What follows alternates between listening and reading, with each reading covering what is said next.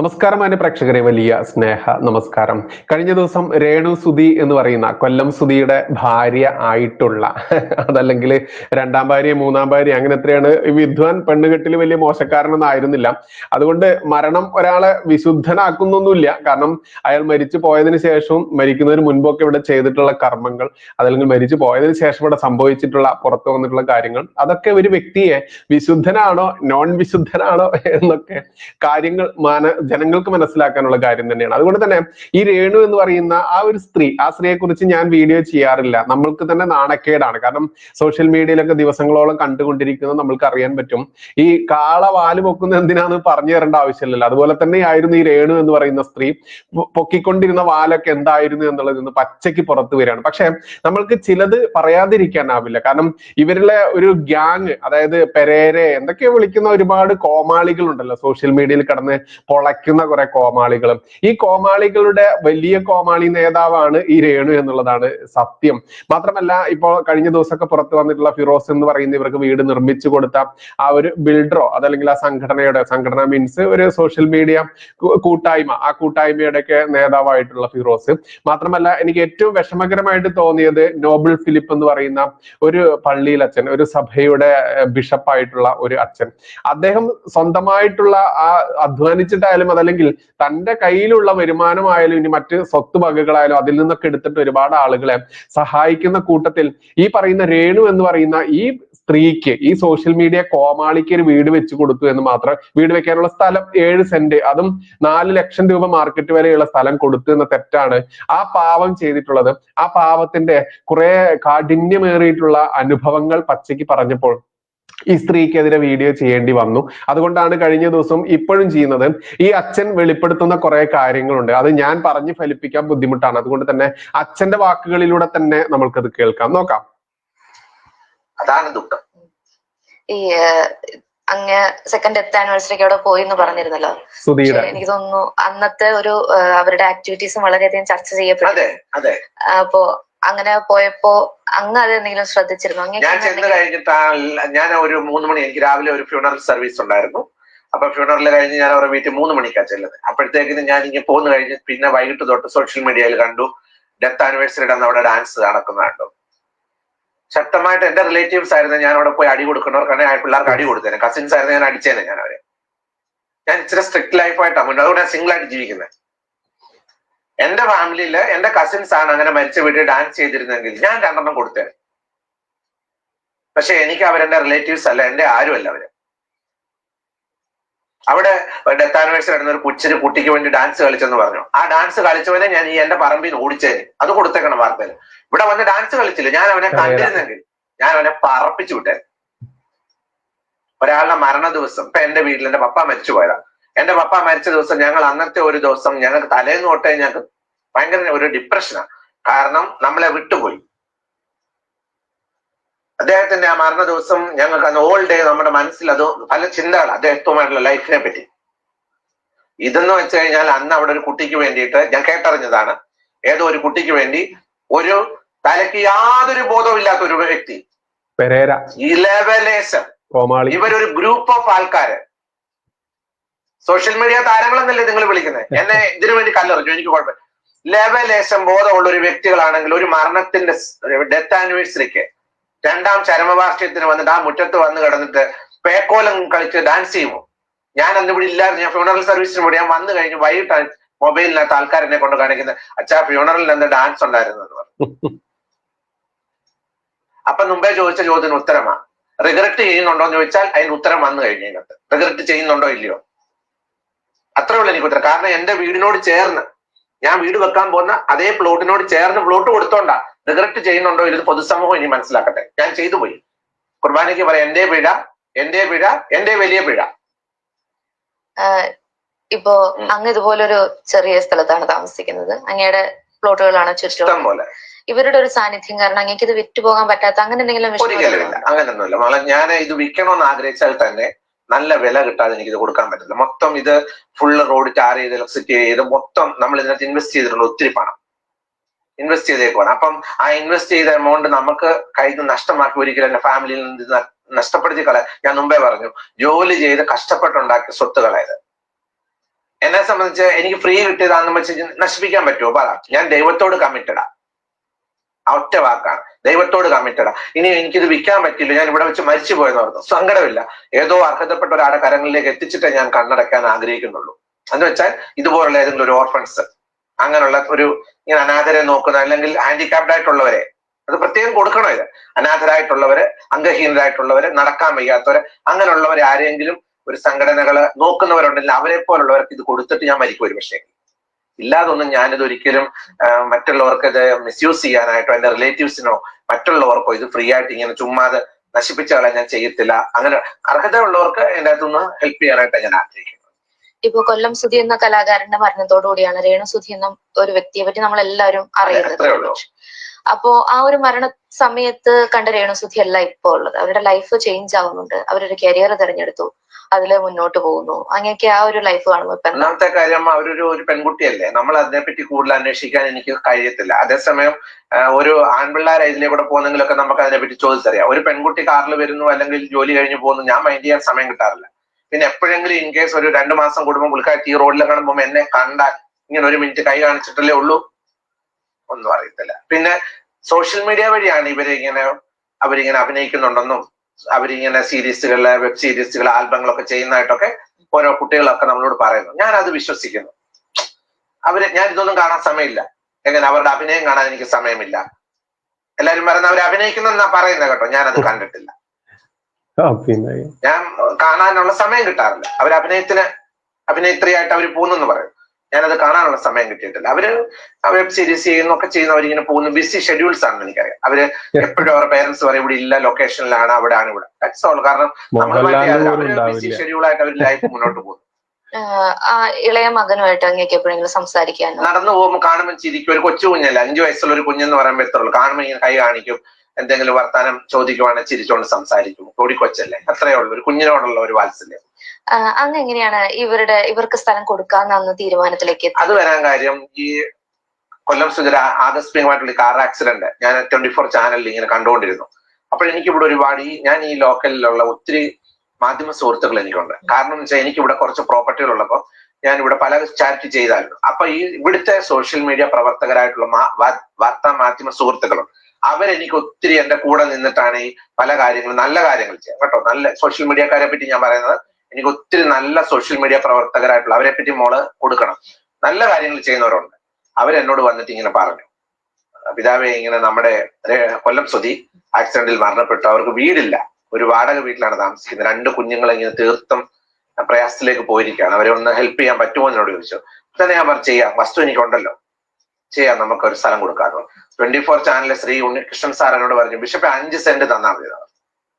5 saint. ഞാൻ പറഞ്ഞില്ല സാറേ, 7 സെന്റ് തന്നേക്കാന്ന് പറഞ്ഞു. 2 പിള്ളേർക്കല്ലേ, 3.5 സെന്റ് വെച്ച് 7 സെന്റ് കൊടുക്കാം. അങ്ങനെ കൊടുത്തത്. സാറും സന്തോഷം. ശ്രീകണ്ഠൻ നായർ സാറാണ് എന്നോട് പറയുന്നത് നല്ലൊരു പ്ലോട്ട് കൊടുക്കണം, ബഹുമാനപ്പെട്ട ആർ ശ്രീകണ്ഠൻ നായർ സാർ. അദ്ദേഹം ഒക്കെ ഇവിടെ വരികയും വളരെ സന്തോഷത്തോടെ ഇതിന് തറക്കല്ലിടുകയൊക്കെ ചെയ്ത്, വളരെ അവർക്കൊക്കെ ഇത് കേൾക്കുമ്പോൾ എത്ര വിഷമമായിരിക്കും എന്ന് ആലോചിച്ച് നോക്കി. ഈ വീടിന് കല്ലിട്ടത് അദ്ദേഹമാണ്. അങ്ങനെയൊക്കെ ഇതിന് പിൻപിൽ ഒത്തിരി പ്രയത്നങ്ങളുണ്ട്.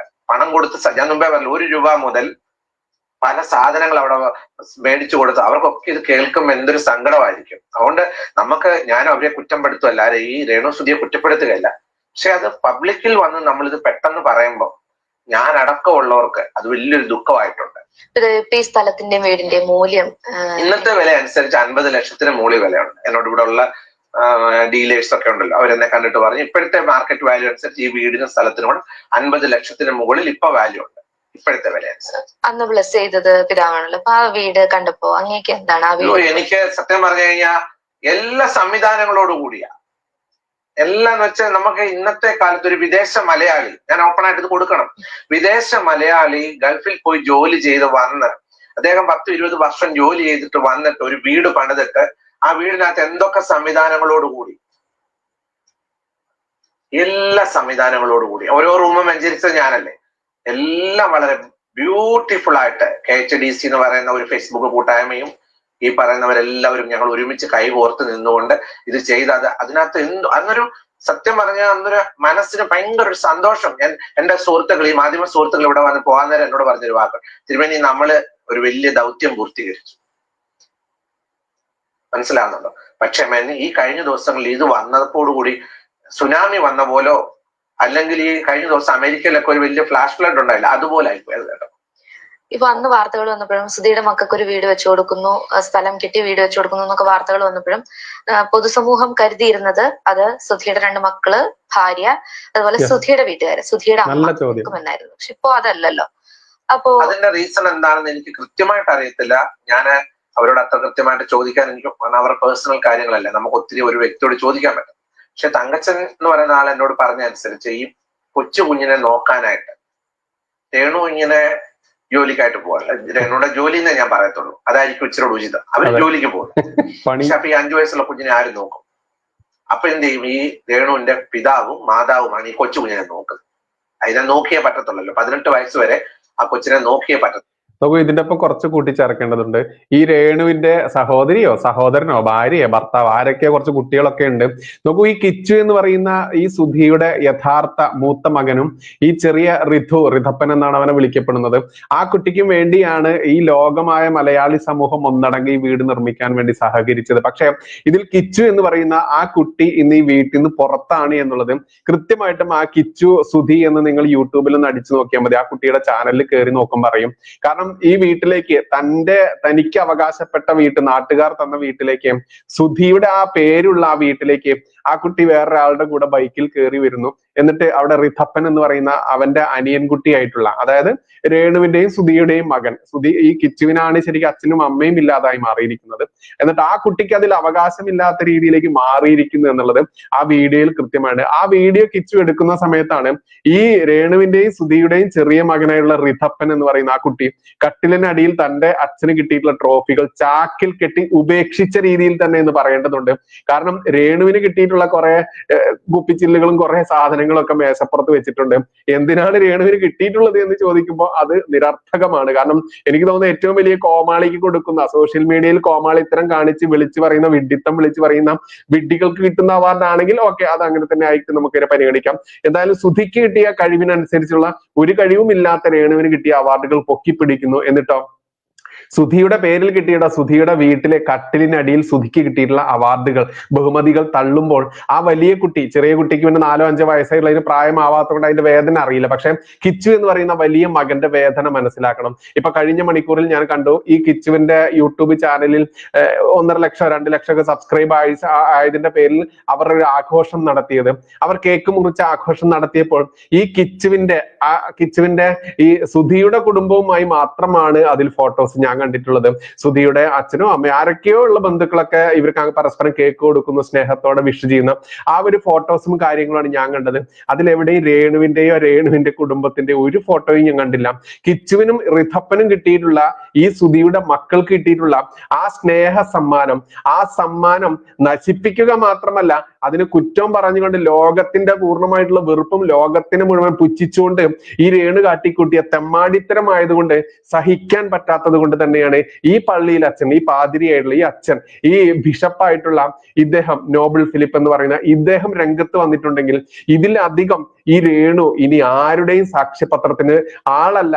ഇത്രയ്ക്കും വലിയ സാക്ഷ്യപ്പെടുത്തുന്ന ഒരു പിതാവ് തന്നെ വെളിപ്പെടുത്തുമ്പോൾ അറിയേണ്ടതുണ്ടല്ലോ. ബാക്കിയുടെ കേൾക്കാം നമുക്ക്.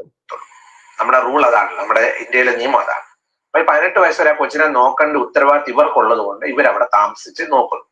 അങ്ങനെയാണ് എന്നോട് പറഞ്ഞത്. ഞാൻ ഒന്നോടെയും ചോദിച്ചുറപ്പിക്കുകയാണ്, അതായത് ആധാരം എഴുതിപ്പോ 2 മക്കളുടെ പേരിൽ മാത്രം, അവർക്ക് മാത്രമല്ല ഇതിനകത്തൊരു 2 മക്കൾക്ക് മാത്രമാണ് ആ വസ്തുവിനും വീടിനും പൂർണ്ണ അവകാശം, തുല്യ അവകാശം. 2 മക്കൾക്ക് മാത്രം തുല്യ അവകാശം.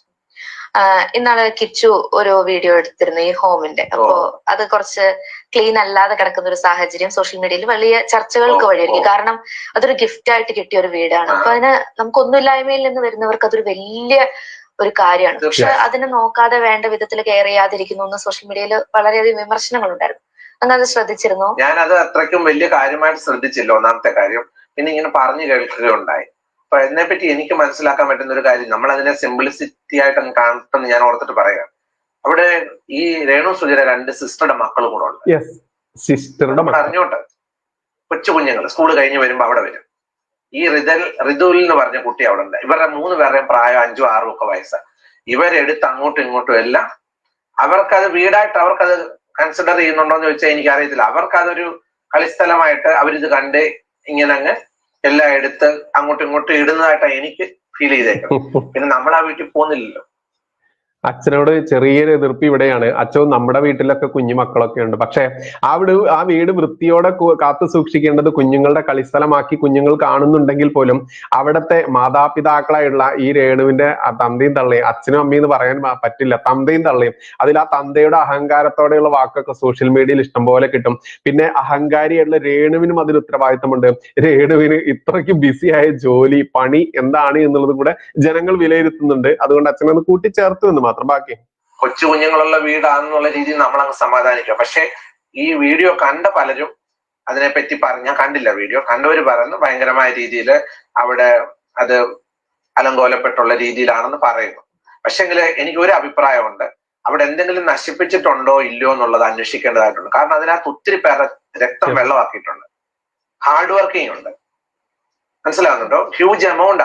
ഏകദേശം കണക്ക് ശരിയാണെങ്കിൽ അത് ഫുൾ ഫർണിഷ് ചെയ്ത് വരുമ്പോഴത്തേക്കിനും ഒരു 25 ലക്ഷം രൂപ ഫുൾ ഫർണിഷ് ചെയ്ത് വരുമ്പോൾ വരും.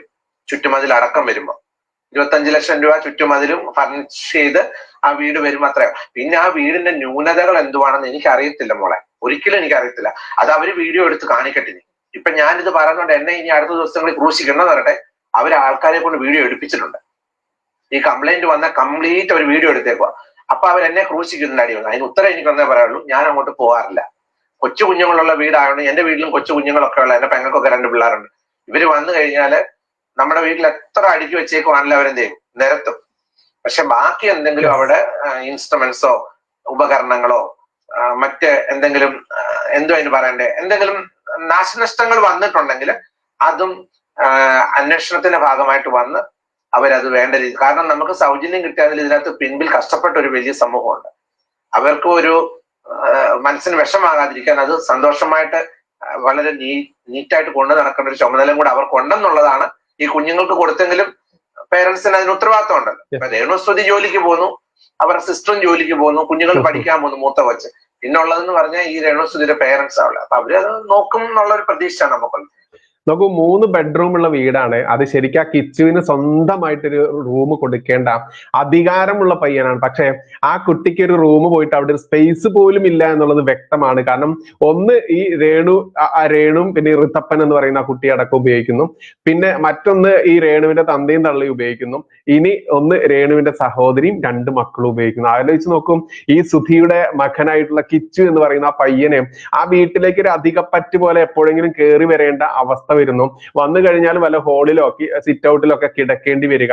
എന്നിട്ടോ ആ കുട്ടിയുടെ പേരിൽ വാങ്ങിയിട്ടുള്ള വീടിൽ തന്റെ കുടുംബക്കാരെ നിറച്ചുകൊണ്ട് അഹങ്കാരത്തോടെ താണ്ഡവമാടുന്ന ഈ ഒരു ആ സ്ത്രീയെ വിളിക്കേണ്ട ഭാഷ ഇതൊന്നുമല്ല.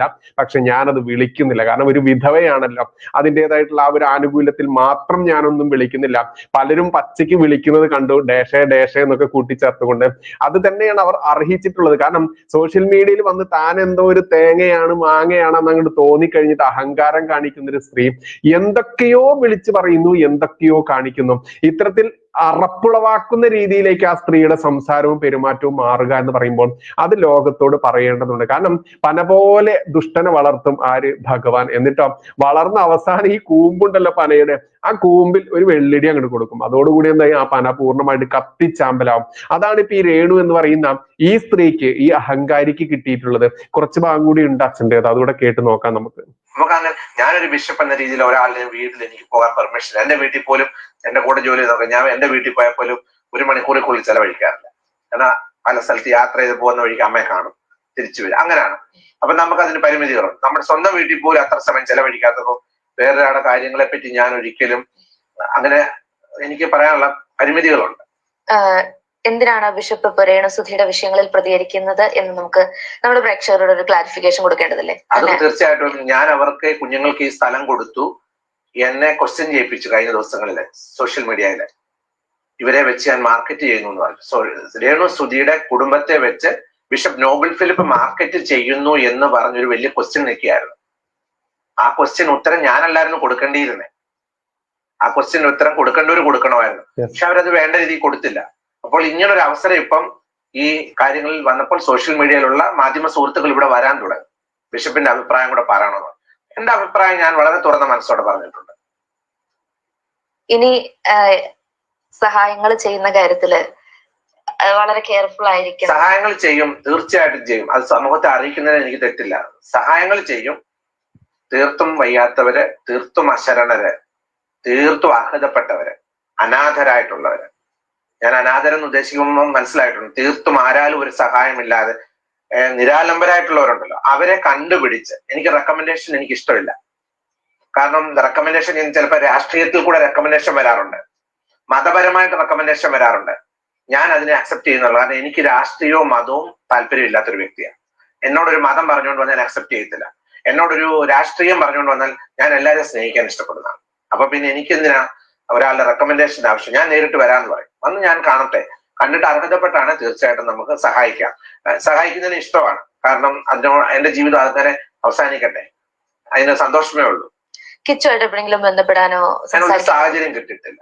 ഒന്നാമത്തെ കാര്യം, ആ കുട്ടിക്ക് എന്നെ കാണുമ്പം ബഹുമാനം കൊണ്ടാണോ അതോ എന്തോ, എന്നെ കാണുമ്പോ ആ കുട്ടി നമ്മൾ സംസാരിക്കാൻ ഒരു സാഹചര്യം ഉണ്ടാക്കിയിട്ടില്ല. എനിക്ക് അങ്ങനെ ഒരു സാഹചര്യം ഇതുവരെ ഉണ്ടായിട്ടില്ല. നോക്കൂ, ഇതിൽ പരമൊരു ക്ലാരിറ്റി വേറെ വേണമെന്നില്ല. കാരണം നമ്മൾക്കറിയാം, ഒരുപാട് ആളുകൾ ഈ വിഷയമായിട്ട് ബന്ധപ്പെട്ട് ക്ലാരിറ്റിക്ക് വേണ്ടിയിട്ട് അങ്ങോട്ടും ഇങ്ങോട്ടും പോരടിച്ച് നടക്കുന്ന ഈ അവസ്ഥയിൽ ഈ വീടിന് വേണ്ടിയിട്ട് 7 സെന്റ് സ്ഥലം, ഏകദേശം 28 ലക്ഷം 30 ലക്ഷം രൂപ വരുന്ന സ്ഥലം കൊടുത്ത ഈ ഒരു പുരോഹിതന്റെ വാക്കുകളേക്കാൾ അധികം ഒരു സോഷ്യൽ മീഡിയ കോമാളിക്കും ഇനി ഇവളെ ഈ സ്ത്രീയെ ന്യായീകരിക്കാൻ ആവില്ല എന്നുള്ളതാണ് സത്യം. ഏതിൻ്റെയൊക്കെ രീതിയിലാണെങ്കിലും ന്യായീകരിക്കാൻ വന്നു കഴിഞ്ഞാലും അതൊക്കെ വെള്ളത്തിൽ വരച്ച വര പോലെ മാത്രമേ അതിന് വിലയുള്ളൂ എന്ന് കൂട്ടിച്ചേർക്കേണ്ടതുണ്ട്. കാരണം അച്ഛനടക്കമുള്ള ഈ ആളുകൾ, അതല്ലെങ്കിൽ ലോകം മലയാളി സമൂഹം ഒന്നടങ്കം നെഞ്ചേറ്റിക്കൊണ്ട് ഉണ്ടാക്കി കൊടുത്ത ഒരു ഗിഫ്റ്റ്, ആ ഗിഫ്റ്റ് പരിപാലിക്കാനാവാതെ വെറുതെ കിട്ടിയ വീട് എന്നുള്ളത് കൊണ്ട് തന്നെ നശിച്ചു പോട്ടെ, എനിക്കെന്താ, എന്റെ വിയർപ്പിന്റെ കണിക ഇല്ലല്ലോ എന്ന് ആ സ്ത്രീയും ആ സ്ത്രീയുടെ തന്തയും അടക്കമുള്ളവരൊക്കെ സോഷ്യൽ മീഡിയയിലൂടെ പച്ചയ്ക്ക് ഇങ്ങനെ വിളമ്പുമ്പോൾ ആ സ്ത്രീ എന്തോ, അവരെ കുറിച്ച് വ്യക്തിപരമായിട്ട് നമ്മളൊന്നും പറയുന്നില്ല, അവരവരുടെ പണിയെടുത്ത് ജീവിക്കുന്നു എന്ന് മാത്രം കണക്ക് കൂട്ടാം. പക്ഷെ അഹങ്കാരത്തിന് കയ്യും കാലും വെച്ച് അത് വായിലൂടെ വിസർജിക്കുമ്പോൾ, ആ അഹങ്കാരം മലയാളിയുടെ മുഖത്തേക്ക് ആ വിസർജ്യമായി തെറിക്കുമ്പോൾ അത് വായും പൂട്ടിയിരിക്കാൻ നമ്മളെ പോലത്തെ ആളുകൾക്കാവില്ല എന്ന് മാത്രമേ കൂട്ടിച്ചേർക്കാനുള്ളൂ. എന്തായാലും പച്ചയ്ക്ക് കാര്യങ്ങൾ വെളിയിലേക്ക് കൊണ്ടുവന്ന ഈ ഫാദർ നോബിൾ ഫിലിപ്പ് എന്ന് പറയുന്ന ഈ ഫാദറിന് ഒരുപാട് വലിയ ബിഗ് നമസ്കാരം, അതല്ലെങ്കിൽ ബിഗ് സെലൂട്ട് തന്നെ കൊടുക്കേണ്ടതുണ്ട്. നന്ദി, നമസ്കാരം. ജയ് ഹിന്ദ്, ജയ് ശ്രീറാം.